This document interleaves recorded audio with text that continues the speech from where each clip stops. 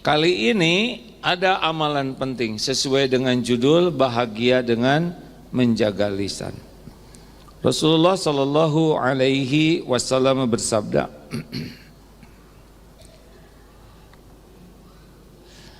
senang sekali lihat yang pakai jilbab. Saya baru pulang dari Jepang, di sana sulit sekali cari yang berjilbab. Dan harus sangat menjaga pandangan. Sudahlah, jadi beruntung ya bisa berjilbab. Di sana sedikit. Hadis riwayat Imam Ahmad. Hadis ini derajatnya hasan. Jadi sudah bisa kita pegang. La yastaqimu imanu abdin. Iman seseorang tidak akan istiqomah hatta yastaqima qalbuhu, hingga istiqomah hatinya. La yastaqimu qalbuhu, tidak bisa istiqomah hati seorang hamba hatta yastaqima lisanuhu, hingga bisa menjaga lisannya. Makin kuat iman, makin bahagia. Kurang iman, kurang bahagia. Ternyata salah satu penyebabnya adalah lisan. Jadi kalau orang tidak bisa menjaga lisan, ya tidak bisa bahagia, tidak bisa mulia. Lisan ini ngunci sekali. Karena Rasulullah SAW pun bersabda, man kana yu'minu billah wal yaumil akhir falyaqul khairan aw liyasmut. Barang siapa yang beriman kepada Allah, iman lagi ya, dan hari akhir tempat kita hisab, hendaklah berkata baik atau diam. Jadi cuma dua pilihan lisan. Jadi lisan ini bukan untuk bicara salah. Lisan ini diciptakan untuk apa? Makan? Bukan, makan lagi. Untuk bicara baik. Kalau tidak bicara baik, bagaimana? Diam. Jadi tidak ada pilihan yang lain.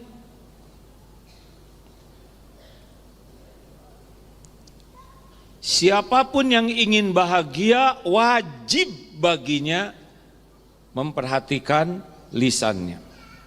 Karena lisan ini luar biasa dampaknya dalam kehidupan ini. Bacakan beberapa hadis tentang lisan ya. Kan kita sudah bahas ada 4 akhlak, fondasi akhlak, dan menjaga lisan salah satunya. Yang pertama bagaimana? La yu'minu ahadukum hatta yuhibba li akhihi ma yuhibbu li nafsihi. Tidaklah sempurna iman seseorang hingga menyukai apa yang untuk saudaranya sebagaimana menyukai apa yang untuk diri kita. Artinya tidak ada dengki. Senang aja. Tetangga umroh, alhamdulillah, kan kita juga senang kalau umroh. Tetangga usahanya maju, alhamdulillah, kan kita juga senang. Tetangga punya kendaraan bagus, kita bahagia, kita juga senang. Tetangga anaknya lulus, kita senang. Pokoknya apa yang kita senangi, kita juga senang. Kalau saudara kita punya hal yang sama. Kalau si dengki tidak, SMS, susah melihat orang senang, senang melihat orang susah. Itu akhlaknya tidak akan baik. Yang kedua, la taghdab, jangan marah. Ini sudah dibahas berulang-ulang. Bahwa orang yang bertakwa itu cirinya menahan amarah. Makin pemarah, makin tidak bahagia, makin tidak disukai orang, makin tidak disukai Allah. Para pemarah hidupnya akan bermasalah, tidak ditolong oleh Allah. Karena ciri orang yang takwa, wal kadhiminal ghaidh, menahan amarah. Jadi maaf ya Bu, ibu-ibu yang pemarah mah, ya gimana lagi ya, selamat menderita, paling gitu aja. Yang mudah marah, mudah jengkel, marah-marah terus, ya sudah, itu berarti memilih hidup menderita dimanapun. Dia tidak akan disukai. Karena orang yang takwa itu adalah wal kadhiminal ghaidha wal 'afina 'anil nas, memaafkan orang-orang. Udah enggak marah, pemaaf, wallahu yuhibbul muhsinin, berbuat baik. Udah sering dibahas di sini, ya. Kenapa jadi melotot gitu ke saya? Pasti ada yang ngelaporin nih. Maaf, pemarah tuh nggak baik. Yang baik itu tegas dan santun, ya. Yang ketiga apa? Fondasi akhlak. Jadi kalau para pemarah tidak bisa bagus akhlaknya. Yang ketiga adalah min husni islamil mar tarkuhu ma la ya'ni. Di antara ciri kualitas keislaman seseorang, dia meninggalkan perbuatan yang tidak manfaat. Jadi tidak ada sia-sia, tidak ada perkataan sia-sia, tidak ada perbuatan sia-sia. Semua yang dilakukannya manfaat. Tidak ada sambil diam. Kan ada yang sambil duduk. Untuk apa ini? Atau sambil jalan, masa ibu-ibu pengajian bukannya wirid malah unyil. Mau lihat sesuatu, lihat yang manfaat. Mau mendengar sesuatu, dengar yang manfaat. Mau bicara, bicara yang manfaat. Mau mikir, mikir yang manfaat. Itu ciri orang yang akan berakhlak baik. Kalau orang terbiasa dengan hal yang manfaat, dia waktunya akan berharga. Tes aja, merokok bermanfaat tidak? Ada yang merasa rokok bermanfaat? Tidak, alhamdulillah. Saya tidak menyebutkan halal haram, tapi hasil penelitian ilmiah asap rokok itu bisa membahayakan. Benar? Ke dalam paru-paru sendiri merusak, dihembuskan merusak paru-paru orang lain. Makanya tidak ada riwayat Rasulullah, para sahabat, para ulama besar merokok karena warok biasanya. Tapi kan manfaat untuk nolong orang lain. Kalau mau nolong orang lain nggak usah dibeli, kasih aja uang, suruh jangan jualan, ya. Rokok, benar? Jangan cari alasan. Kenapa jadi pada melotot gini?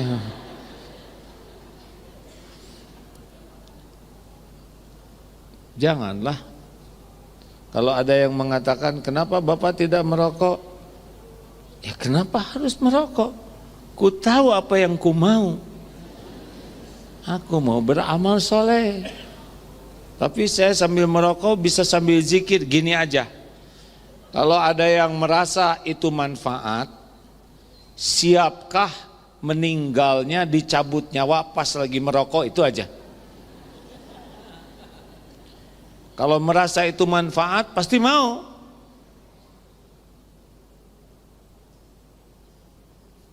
Gak usah nunduk Pak, biasa aja, saya kan nggak tahu yang mana yang merokok. Dengan menunduk jadi tahu.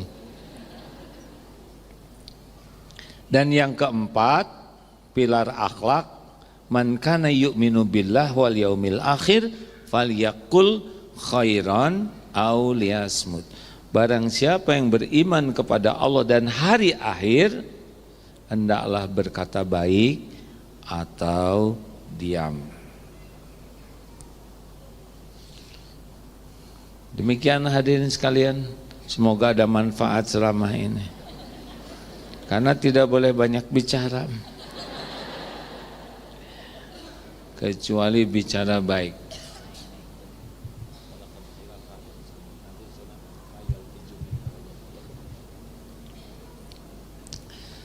Barang siapa yang beriman kepada Allah, Allah maha dekat.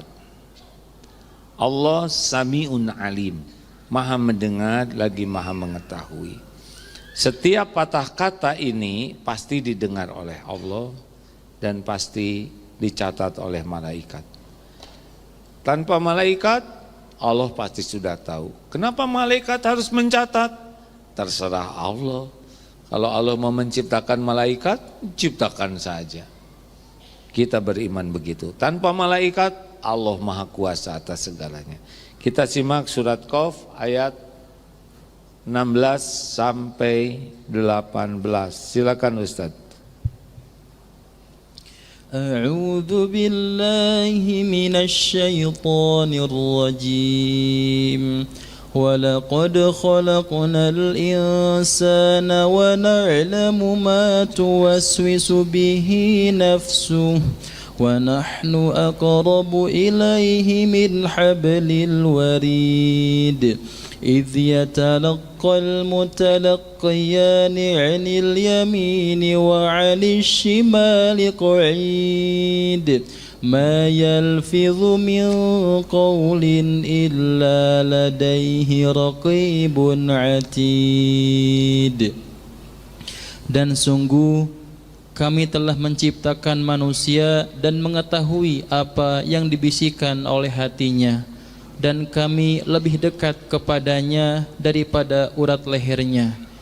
Ingatlah ketika dua malaikat mencatat perbuatannya, yang satu duduk di sebelah kanan dan yang lain di sebelah kiri. Tidak ada suatu kata yang diucapkannya melainkan ada di sisinya malaikat pengawas yang selalu siap mencatat. Jadi tidak pernah kita bicara kecuali pasti tercatat. Dan semuanya akan dihisab. Setiap patah kata, walaupun sama.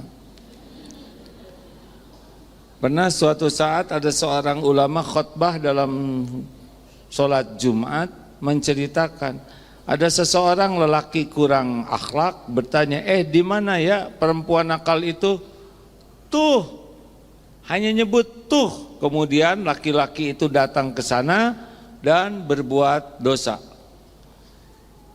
Yang berbuat dosa dapat dosanya, yang tuh juga dapat dosanya.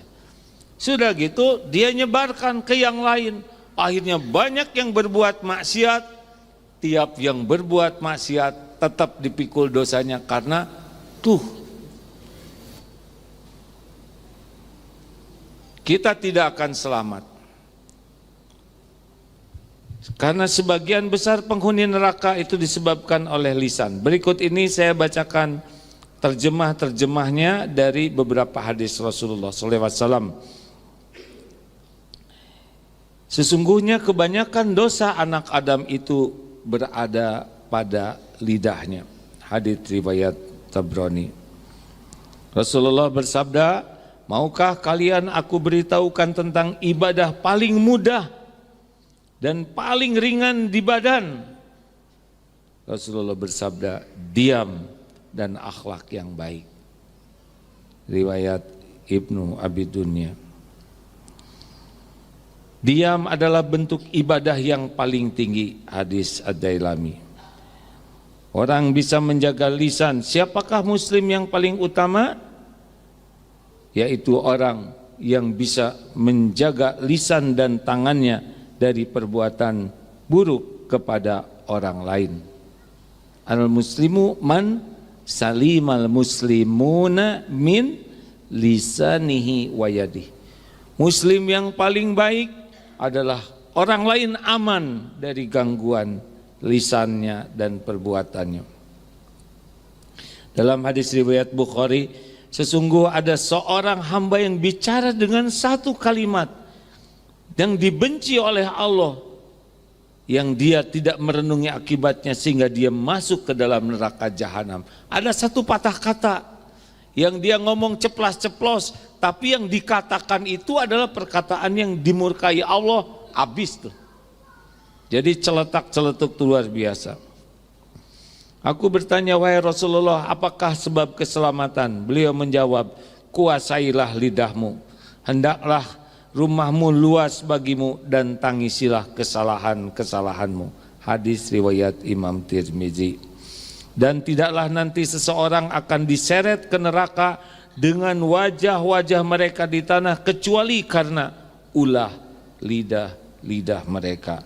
Hadis riwayat Tirmizi, Al-Hakim dan lainnya. Jadi Bapak Ibu sekalian, orang yang tidak bisa menjaga lisannya di dunia ini tidak bahagia, di kubur dia akan tersiksa, di akhirat masuk neraka. Tidak punya pilihan. Karena penghuni neraka itu sebagian besar karena dua hal. Lisan dan farjinya, kemaluannya, dia berzina. Ini yang paling banyak memasukkan manusia jadi ahli neraka. Karena amal yang hebat juga bisa sirna gara-gara lisannya. Nah, gitu, diam ya.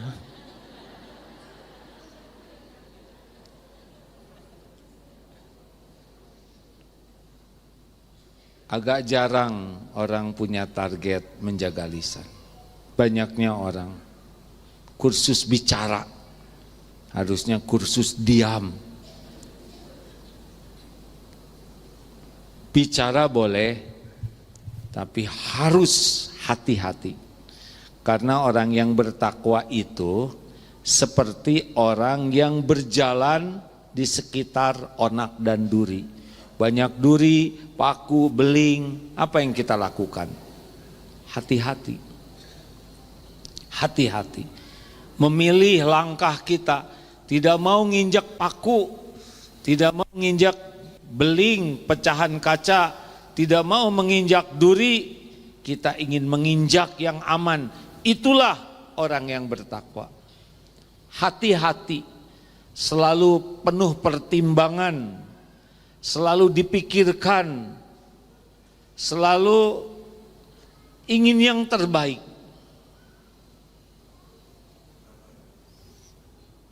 Mikir apa? Kelihatan ngahulang. Wanita, saya dengar peluang bunyinya lebih banyak. Peluang banyak bicaranya lebih daripada kami kaum lelaki. Tapi ada juga lelaki yang kewanita-wanitaan. Rasulullah Sallallahu Alaihi Wasallam sedikit bicaranya, tercatat, dan semua perkataannya baik, bermanfaat. Baik, apa yang harus kita lakukan? Kalau bicara baik itu syaratnya 3. Pertimbangkan 3 hal ini, baru bicara. Kalau belum bisa mantap, diam. 1, niat. Apa niat bicara? Harus jelas dulu. Karena innamal a'malu binniyat. Amal itu bergantung dari niat. Bicara pasti makan waktu. Apa niatnya bicara ini? Celetak-celetuk itu apa niatnya? Banyak komentar itu apa niatnya? Bercerita ini dan itu apa niatnya? Halo? Ngambek teh apa niatnya? Niat harus pastikan lillahi ta'ala. Kalau niatnya sudah benar, perkataan ke bawah benar. Karena tidak mungkin, ya Allah, saya niat mencari keridhoanmu. Bu, nyebelin banget ya tetangga itu. Enggak mungkin, enggak nyambung itu. Niat kita cuma satu, semoga Allah ridho dari perkataan ini. Kalau mencari keridhaan Allah, tidak mungkin kita berdusta, tidak mungkin kita bergibah, tidak mungkin kita memfitnah, tidak mungkin kita sibuk dengan perkataan jorok, tidak bisa. Makanya apa nih niat saya ngobrol? Kalau enggak ketemu niat, diam saja. Tapi di arisan ini semua orang ngomong, masa saya ngomong ibu makan, ya Mendingan makan daripada banyak omong. Bukan banyak makan, Bu, nanti jadi masalah lagi. Mending banyak zikir. Lebih bagus banyak bicara, banyak mendengarkan. Mendengarkan. Kalau kita bicara, aib kita langsung terbuka. Kualitas kita langsung terbeberkan. Kalau kita diam, aib kita tertutup. Tapi ketika mulai bicara, Bu, gimana ya tentang menurut Ibu? Saya tahu ada pelit, cek aja mana, kekehelen, ketahuan dia pendengki. Tapi ibu itu umroh, eta mah ongkosna ge di ongkosan ku batur, dengki. Hari ibu udah umroh belum? Sudah 3 kali dalam mimpi, bohong. Kalau nggak ngobrol, diam aman. Tapi sekali bunyi, udah nggak aman. Seperti pistol, sekali keluar peluru udah nggak bisa ditangkap. Percayalah, ingin bahagia, ingin aman, jangan banyak bicara, kecuali niatnya baik. 2, isinya. Tadi niat sebelum bicara. Sekarang konten, isinya pastikan benar. Biasanya kalau bicara tuh 2 hal, ilmu atau cerita. Harus benar. Kalau cerita ilmu harus benar. Kalau cerita peristiwa harus benar. Tidak boleh ragu-ragu. Jangan ditambah-tambah. Jangan dikasih bumbu, secukupnya saja. Jangan ingin rame. Jangan sok pintar. Memang ada orang yang ngobrol niatnya ada. Ingin ketahuan pinter, ingin ketahuan sudah pengalaman, ingin ketahuan soleha. Ada yang ketika bicara teh pamer aja. Nanti disampaikan ya ciri orang terburuk dalam ngobrol. Nanti ibu bisa tahu kalau pas ngobrol level mana nih si ibu ini. Makanya diam, bisa ketahuan ya. Pernah suatu saat dari sebuah perusahaan, direktur pimpinannya menyuruh karyawan mesantren, pelatihan manajemen kolbu. Nah, salah satu pelajarannya adalah kualitas seseorang dari lisannya. Oh, pas pulang, bagaimana? Untung saya yang nyuruh. Ketahuan ternyata bosnya tuh paling dangkal, gara-gara bicara. Makanya kalau bicara benar atau enggak nih yang saya sampaikan tuh. Ditambah-tambah atau enggak, sok tahu atau tidak. Kalau belum yakin, diam. Yang ketiga, dampaknya. Apa nih sesudah saya bicara nih? Jadi pahala, jadi dosa. Allah jadi suka, Allah jadi murka. Orang jadi makin baik, orang jadi makin buruk. Orang jadi bahagia, orang jadi sengsara. Orang jadi termotivasi atau jadi sakit hati. Setiap perkataan ada dampaknya. Nah, mana teh irung jika kutil, dampaknya apa?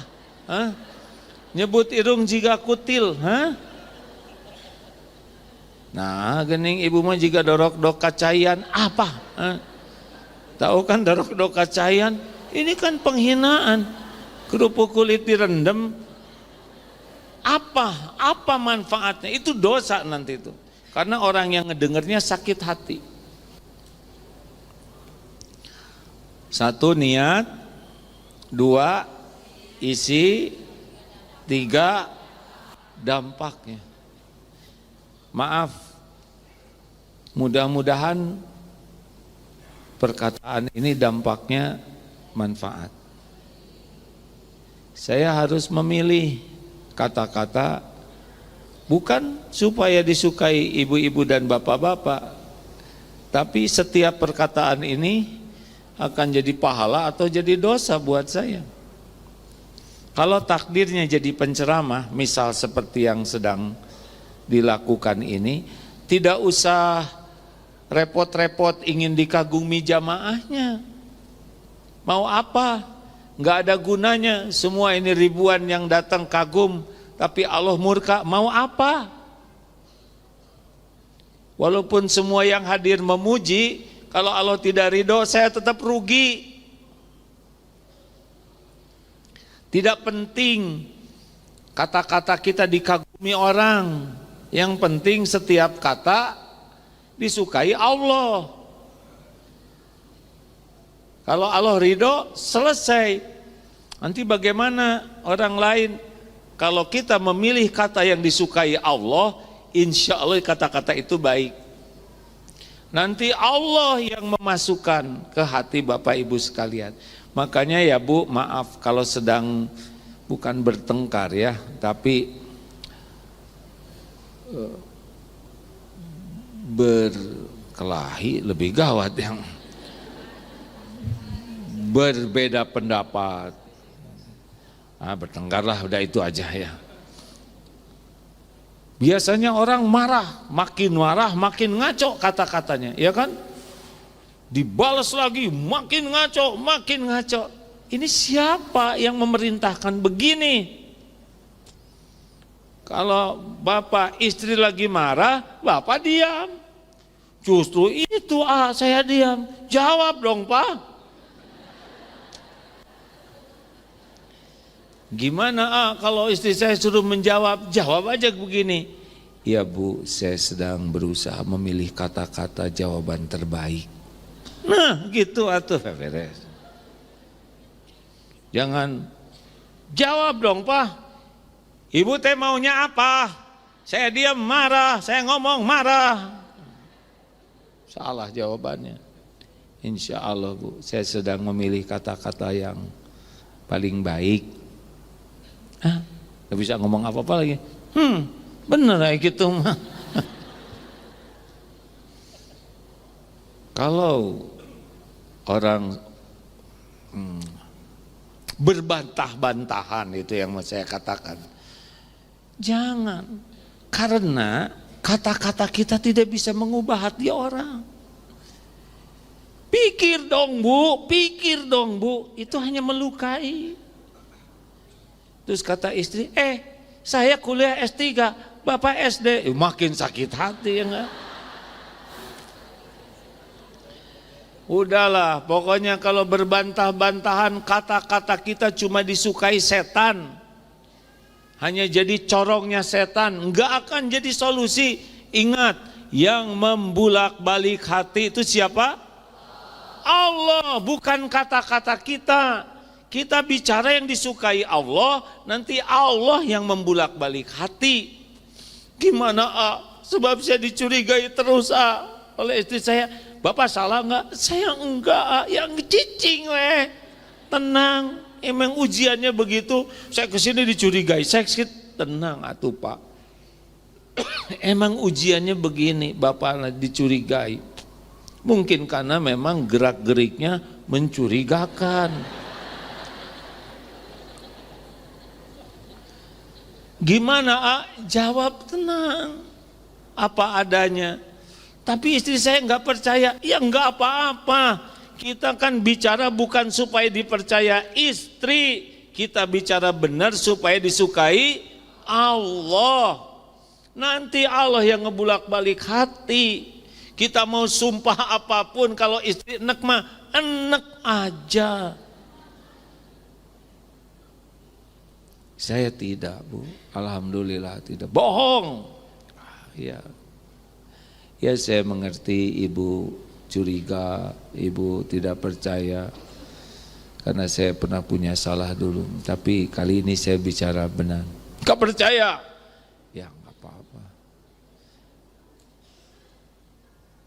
Kenapa saya bicara tenang? Karena saya tidak merasa melakukan seperti yang dituduhkan. Nanti Allah yang bolak-balik hati. Allah lagi. Kalau kepepet pasti nyebutin Allah. Tenang, pokoknya mah tenang. Jangan bicara perkataan yang tidak disukai Allah. Karena bukan kita yang bisa membulak-balik hati orang. Enggak. Makin nafsu, makin ngaco kata-kata kita. Ya Bu, Ibu. Tong sok kitu-kitu teuing. Jangan suka ngungkit-ngungkit. Yang bisa menyolehkan suami ibu teh Allah. Ingat tidak? Wah, udah pasti nih yang lalu-lalu nih. Bapak gimana kalau diungkit-ungkit? Tobat weh. Berarti masih belum selesai nih tobatnya. Aduh, saya tuh selalu diungkit-ungkit. Udah, diam aja, tobat. Ngaku nggak Bapak dulu salah? Ngaku saya salah. Mau diulangi lagi ya? Tidak, insya Allah. Tenang ini serius. Karena kita yakin yang bisa meredakan itu bukan perkataan kita. Yang bisa mengubah itu bukan kita. Sama nasihat ke anak. Jangan ribet-ribet amat nasihat ke anak. Bicara yang baik aja. Karena yang membulak-balik hati anak adalah Allah. Hei, bangun kamu. Sholat. Kamu mau masuk surga atau neraka? Hah? Kenapa begitu? Tidak ada cara yang lebih baik. Mana coba yang lebih baik? Bangunkan baik-baik. Jangan pakai kaki disepak. Kakinya, mau apa begitu? Itu anak ciptaan Allah, bukan milik kita. Anak dititipkan oleh Allah ke kita sebagai ladang amal. Anak belum soleh, sangat boleh jadi karena dosa-dosa kita selama ini. Kita yang tidak jadi contoh, kita yang akhlaknya tidak baik. Tapi saya di depan anak baik, tapi jauh dari anak baik atau tidak? Tapi saya nasihatnya baik-baik, tapi Allah tahu nasihat kita cocok tidak dengan kelakuan kita. Allah ngelihat kelakuan kita dimanapun juga. Nah, sambil ingat Allah melihat kita. Bangun sayang, ya Allah, hati itu. Bangunkan anak ini ya Rob, jadikan anak yang bisa sholat tepat waktu. Ampun ya Allah kalau saya belum jadi ayah yang baik. Bangun sayang, sudah azan subuh. Yuk kita ke masjid. Sambil ya Allah, bangunkan ya Allah, bangunkan. Tangan ke anak, mulut doa ke Allah. Sambil membangunkan dengan cara yang baik, hati doa hanya Allah. Jadi Allah melihat yang kita lakukan. Allah tahu tangan kita lemah lembut. Allah tahu kata-kata kita sopan. Allah tahu hati kita bersandar ke Allah.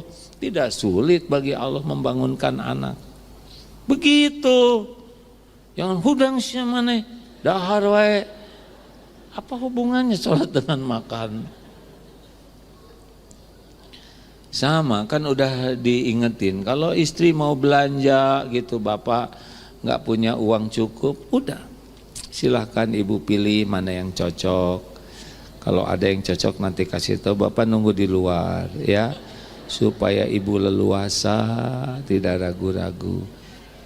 Masuk tinggal doa, ya Allah, Engkau maha tahu. Allah, jangan ada yang cocok. Tinggal bilang, serius hadirin.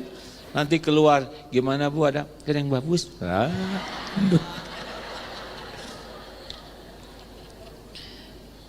Ini serius hadirin, kita jarang mengandalkan Allah ya. Kita mengandalkan Allah, itu melalui eta, barang barang udah banyak, nanti berat hisapnya di akhirat. Kata istri, pelit mah pelit we Pak, ribut, udah yang baik saja. 4 tingkatan bicara ya. 1, orang yang paling utama, yang falyaqul khairon aw liyasmut. Apa cirinya? Kalau bicara, kan bicara baik itu cirinya 2, intinya sih. 1 zikrullah, yang kedua amar ma'ruf nahi mungkar. Jadi kalau bicara tuh pasti nyambung ke Allah, dan nyambung ke Allahnya tuh bukan acting. Alhamdulillah, nah acting, bukan acting, asli ya. Nyebut Allah tuh karena yakin, dan kalau bicaranya ilmu manfaat. Perkataannya tuh jadi ilmu. Ciri lainnya adalah hikmahnya menggugah. karena bicaranya ikhlas, tidak untuk ria, maka biasanya bisa nembus ke hati. Karena hati itu disentuhnya syariatnya oleh hati lagi. Hati yang ikhlas dan penuh kasih sayang.